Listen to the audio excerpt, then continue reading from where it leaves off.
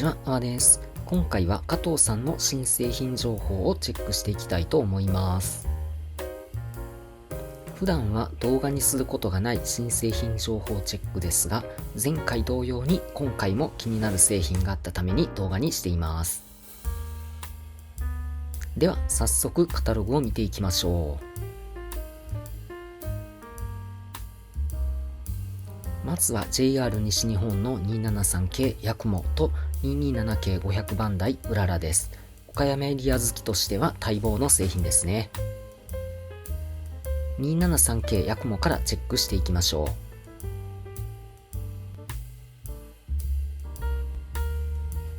岡山から出雲市を結ぶ特急ヤクモの新型車両ですね。4両セットが両端先頭車が貫通構造の Y2 編成です。そして特別企画品8両セットは出雲市より先頭車が非貫通構造の Y7 と岡山より先頭車が非貫通構造の Y8 編成のセットとなります。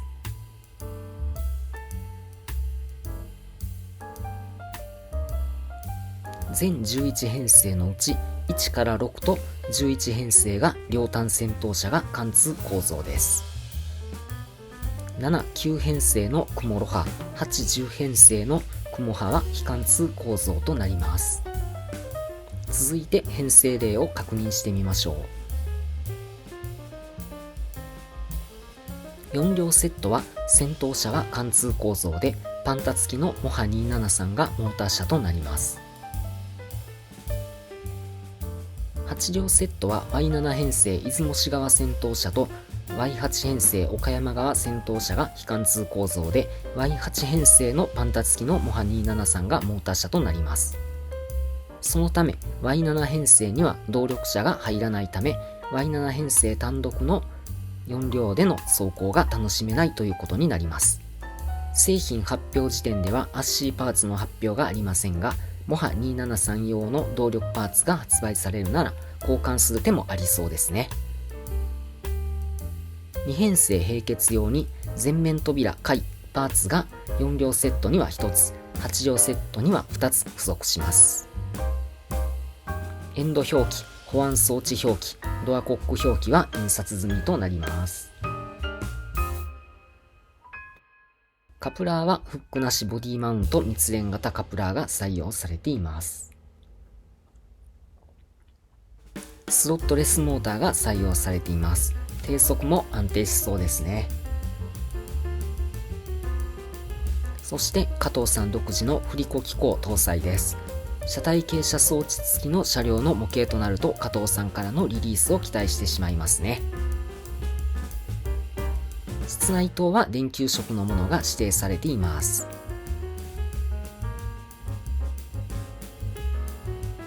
先ほども触れましたが、ハッシーパーツでモハ273用の動力ユニットがリリースされれば Y7 編成の動力化も見えてきます。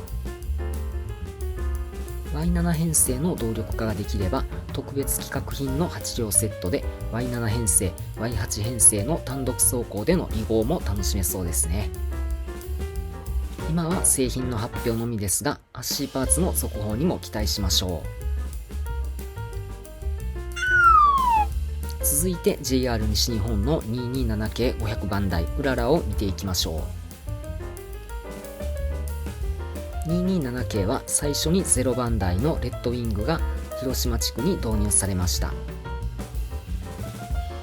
続いて1000番台が和歌山地区に導入され、2023年7月より500番台が岡山地区に導入されました。227系は加藤さんだけではなくトミックスさんからもリリースされていますが、うららは加藤さんから先にリリースとなりました。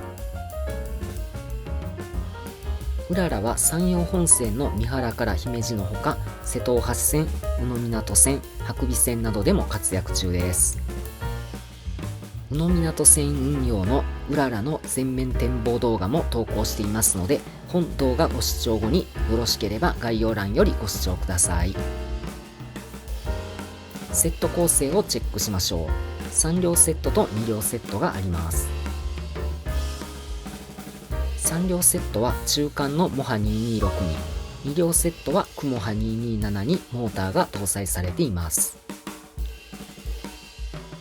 この構成で困るのは、6両以上の編成を組成する場合は L17 編成または R12 編成が1編成に重複してしまう点ですね。個人的には車番にこだわりはないので全然問題ないのですが、やはり同じ車番の車両が1編成に重複は認められない方もいるでしょう。インレタによる車番選択は面倒で嫌いなのですが、この製品構成に限っては車番選択式の方がいい気もしました。皆さんは車番についてはどうお考えでしょうか。よろしければコメントで教えていただけると嬉しいです。製品には転落防止ホロが戦闘用と並結用の2種類が付属します。戦闘用は編成の両端に使用し、並結用は2編成以上の時の雲波同士の連結側に使用します。連結側に並結用ホロを使用することで、カーブでの走行でホロの干渉が防げるように設計されています。スロットレスモーターが採用されています。低速も安定しそうですね。3両セットの動力車にはトラクションタイヤがあり、2両セットはトラクションタイヤなしとなります。また2両セットには次元板組み込み済みとなります。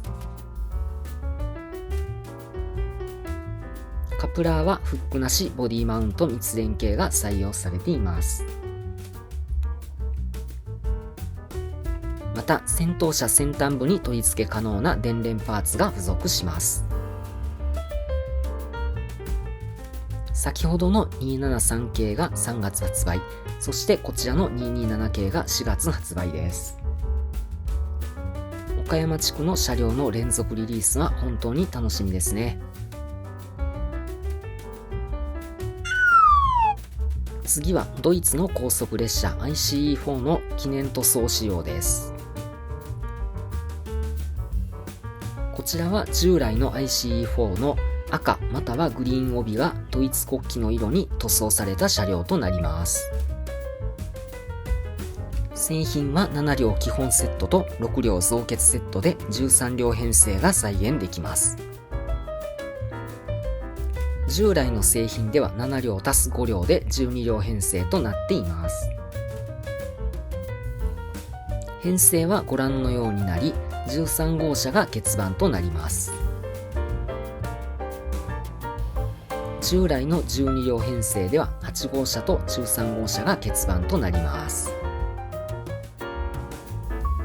従来製品と比べ4号車に3号車と同様に2等車が追加され、実車同様の13両編成となります。スロットレスモーターが採用されています。低速も安定しそうですね。室内灯用の照明板は車体の長さに合わせた専用のものが取り付け済みとなります。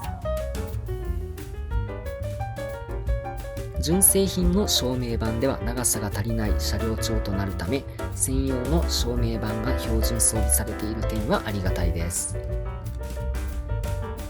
アムトラックのスーパーライナーでは専用照明板がなく、純正品の照明板では長さが足りないという残念な仕様でした。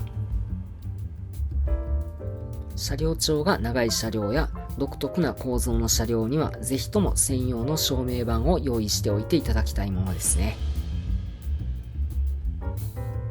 カプラーは IC4 は特殊でホロ同士をつなぐような構造です。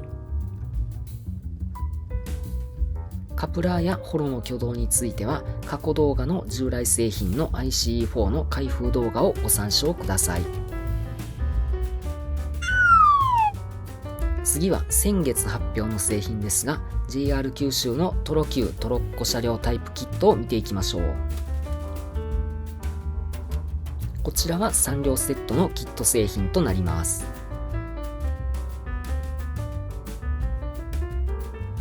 発売中のキハ58系トロ Q タイプと組み合わせた編成となります。製品はボディ、椅ス、床下などからなる2塗装組み立てキットで接着が必要な構成のようです。観光用トロッコでベースはトラ7万型無害貨車です。座席もしっかり再現されているみたいなので、乗客フィギュアを載せたいところですね。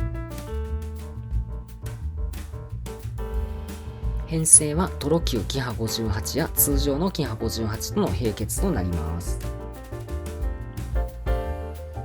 トロ級タイプとあるので、実車を再現した模型ではなく、実車の雰囲気を再現した模型となります。製品のトロッコは2月発売ですが、キハ58のトロ級タイプは好評発売中となっており、2月の出荷があるのか不明です。キハ58トロ級タイプは出荷済みの在庫のみとなる可能性があります。トロッコ購入を検討されている方は、前もってキハ58を用意しておいた方がいいかもしれませんね。今回は個人的に気になる車両が多数発表されましたので、新製品チェックを行ってみました。模型に関する動画を投稿していますので、ぜひチャンネル登録をよろしくお願いいたします。ご視聴ありがとうございました。